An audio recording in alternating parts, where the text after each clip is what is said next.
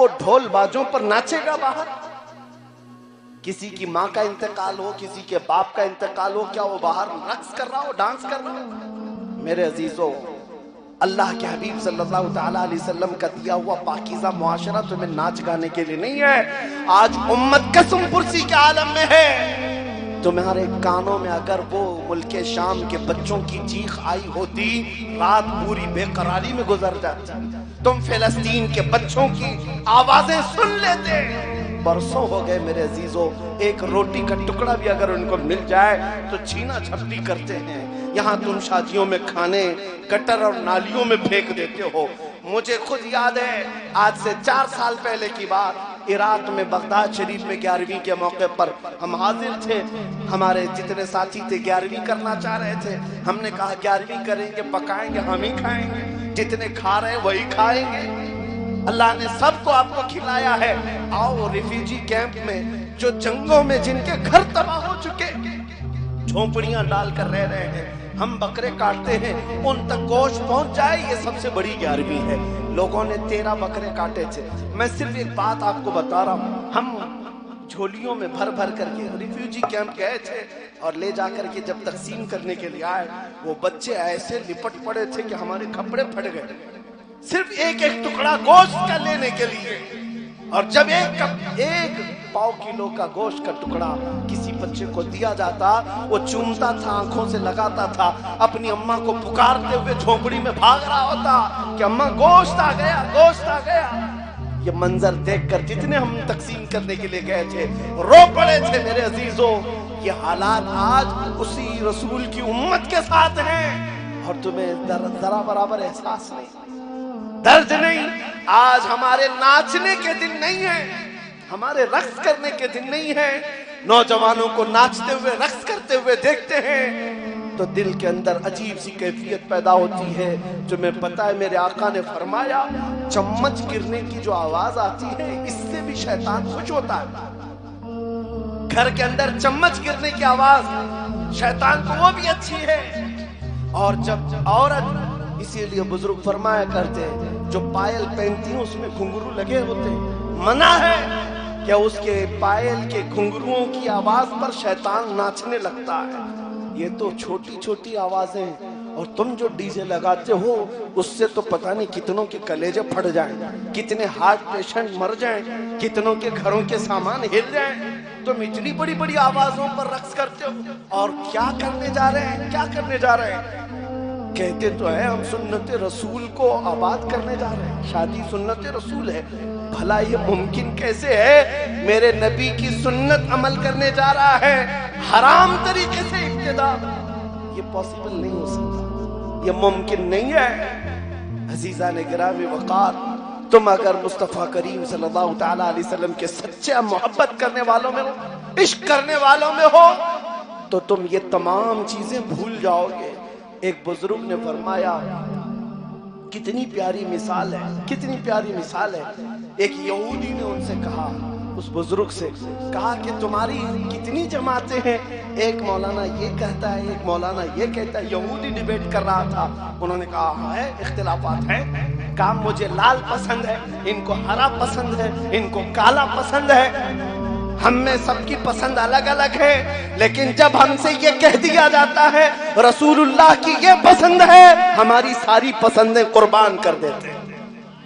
پھر ہمارے درمیان لال کالا پیلا نہیں آتا، ہم اس پر چلتے ہیں جو رسول اللہ کی پسند ہے۔ یہ امت کا خاصہ ہونا چاہیے۔ آج یہ فقیر قادری آپ کے سامنے آ کر کھڑا ہو کر یہ عرض کر رہا ہے، میرے مصطفیٰ کو کیسا معاشرہ پسند تھا، کیسا معاشرہ پسند تھا۔ کیا آپ وہ بننا نہیں چاہیں گے جس کو دیکھ کر رسول پسند کرے، رسول پاک صلی اللہ تعالیٰ علیہ وسلم جس کو پسند کرے؟ مجھے ایک بات یاد آتی ہے، کمرے میں تھا کچھ دنوں پہلے کسی پروگرام میں، اور ایک صاحب، ایک نوجوان لڑکا ملاقات کے لیے آیا، سج سنور کر کے، بہت عمدہ کپڑے پہنا، عمدہ خوشبو لگایا، سرما لگایا آیا۔ ملاقات کرنے کے بعد میں نے پوچھا کیا ہمیشہ اسی طرح کے لباس میں رہتے ہو؟ کہا نہیں، آج آپ سے ملنا تھا، اسی لیے تیار ہو کر کیا یہ کپڑے پہن کر آیا۔ میں نے کہا میں تو ایک بہت چھوٹا آدمی گنہگار آدمی ہوں، آپ نے مجھ سے ملنے کے لیے پورا حلیہ چینج کیا. کیا آپ کو خبر ہے اچانک ایک رات آئے گی جب ملک الموت روح نکالیں گے اور تم رسول اللہ سے ملنے کے لیے قبر جا رہے ہوں گے، تم قبرستان جا رہے ہوں گے. تم نے کبھی سوچا کہ میرے مصطفیٰ سے ملنے کے لیے مجھے جانا ہو تو میں کس طرح تیار ہوں گا؟ اس وقت ملک الموت تمہیں تیاری کرنے کا موقع نہیں دے گے. اسی لیے ہم وقت تیار رہو، جس دن بھی آ جائے اسرائیل لبیک کہو اور چل پڑو کہ رسول اللہ کی بارگاہ میں جانا ہے. میرے عزیزوں، کسی کو گناہوں کے اڈوں پر اٹھایا گیا تو اس کا خاتمہ کتنا برا ہے. میں آپ کو کہتا ہوں، لوگ کورونا میں مرنے والوں کے متعلق کہتے تھے ارے بیچارے کی موت ہو گئی، پلاسٹک میں ریپ کر کے اندر ڈال دیا گیا. 4 لوگ جنازہ پڑھے، اس سے زیادہ جنازہ پڑھنے کی کسی کو اجازت نہیں تھی. یہی حالات ہے. لوگ اس کو یہ سمجھ رہے تھے کہ شاید یہ بری موت ہے اور ڈر رہے تھے. بری موت اس کو نہیں کہتے. یہ پھیلی ہوئی وبائی بیماریوں میں بڑے بڑے بزرگوں کا بھی انتقال ہوا ہے. عشرہ مبشرہ 10 جنتی صحابہ میں سے ایک صحابی ابو عبیدہ بن جراح رضی اللہ تعالیٰ، طاعون امواس پھیلی ہوئی بیماری میں ان کا انتقال ہوا. کوئی یہ نہیں کہتا کہ اس صحابی کی بری موت ہوئی. حضرت ابو ذر غفاری، ان کا انتقال ہوا. ان کی بیوی چوراہے پر جا کر کھڑی ہو کر اعلان کرتی تھی کہ اے لوگوں کوئی ہے آؤ، میرے شوہر کا انتقال ہوا، جنازہ اٹھانے کے لیے کوئی ہے نہیں. 4 لوگوں کو ڈھونڈنے کے لیے ان کی بیوی کھڑی تھی. تو کیا مطلب ہے بری موت ہے؟ موت کا برا ہونا یا اچھا ہونا نہ بیماری پر ڈیپینڈ ہے نہ لوگوں کی کثیر تعداد پر ہے. میں آپ کو بتاتا ہوں موت اچھی ہے یا بری کیسے ہے. اگر تم ایمان پر مر جاؤ اور 1000 ٹکڑوں میں کٹ جاؤ، اچھی موت. اور اگر گناہوں کے اڈوں پر موت آئی، کفر پر موت آئی، پھر تمہیں 1,00,000 لوگوں کا کندھا بھی مل جائے، بری موت ہے. بری موت ہے. مجھے ایک بات یاد آتی ہے، نوجوانوں سے میں آج کہنا چاہتا ہوں. شب برات 15ویں شب شعبان اور سارے لوگ عبادتوں میں مصروف رہتے ہیں. 15ویں رات شب برات بڑی رات منائی جاتی ہے. اپنے علاقے میں بھی تقریر میں مصروف تھا اور رات کو صلاۃ التسبیح عبادات سب. رات کے وقت کچھ نوجوان عیاشی کے لیے اس رات کو استعمال کرتے ہیں. باہر نکلے، بائک رائیڈنگ کیا، پٹاخے اڑائے، یہی سب کرتے ہیں. 2 نوجوان 16 سال کے اور 18 سال کی عمر کے تھے. بائک رائیڈنگ کرتے کرتے ہائی وے پہ گئے اور ایک ٹرک سے ٹکرائے، جگہ پر موت ہوئی. میں یہ کہہ رہا ہوں بڑی رات تھی، حادثے میں موت ہو گئی. حادثے میں موت ہو گئی، بھیجا ہی باہر آ گیا، لایا گیا. لیکن جو اہم بات ہے وہ میں بتا رہا ہوں. جب ان دونوں کی لاشیں لائی گئی گھر میں تو دونوں کے منہ سے شراب کی بدبو آ رہی تھی. یہ بڑی رات ہے، شب برات. ساری دنیا توبہ کرنے میں مصروف ہے، رب کے حضور مانگ رہی ہے، گڑ گڑا رہی ہے. اور تمہیں شیطان کہاں لے کر گیا؟ تم شراب بھی پی لیے اور موت اسی حالت میں آئی. میرے عزیزوں، کتنے ایسے لوگ ہیں جو جنازہ اٹھانے سے کترانے لگ گئے. یہ ہے بری موت. چاہے اچھا دن بھی مل جائے، اچھی رات بھی مل جائے، لیکن موت اگر گناہوں پر آئی ہے تو سب سے بری موت ہے. میں آپ سے پوچھنا چاہتا ہوں کہ کس طرح مرنا چاہتے ہو دنیا میں؟